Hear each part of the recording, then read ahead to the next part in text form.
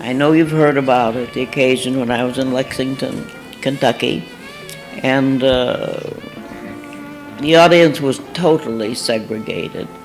I did not, foolishly, I didn't think about it because I was so busy with the company, and that has saved me so many, many times. I was just too busy to get into what I considered the small things. It's turned out to be a big thing. It turned out that no black people could sit in the orchestra seats. And I, after going through a whole lot of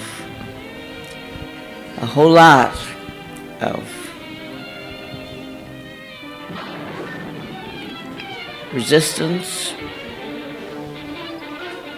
threats, you name it. I did everything possible to be able to get on that stage and feel good about it. And I couldn't win then. Therefore, I decided if I couldn't win at the beginning, I'd win at the end. I did the show. They loved it. Maybe the show was better than it had ever been because everybody was uptight. And in the end, I told them we would never come back until we could appear before people who were sitting next to each other. People of my color were sitting next to people of your color.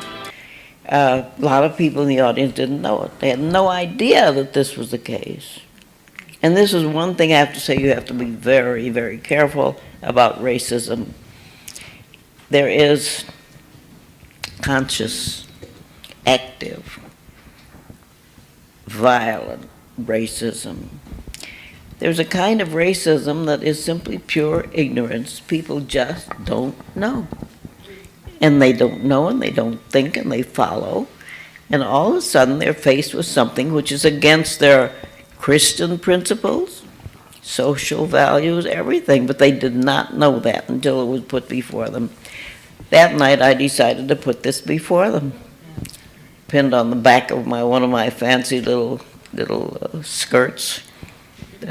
No whites allowed. I think that's what it said. Which was sort of a rude thing to do, I know. But I was so upset. And I said at the end, until we could sit next to you, I wouldn't come back. And then after that, they got to thinking about it, and they said, well, we want Paul Robeson, we want Marian Anderson, so we better get ourselves together. And they got themselves together, and they sat next to each other, and none of it rubbed off, so they were very happy. Katherine Dunham blended many different genres of dance together. She got great reviews everywhere she went, not only from the audience, but also from the critics. She performed in theaters where she herself would not be able to buy a ticket and watch the show. And in Louisville, Kentucky, the all-white crowd wanted her to do even more even after the show ended. But she didn't, and she stated that she would not return until people like her can sit next to people in the audience and at the shows.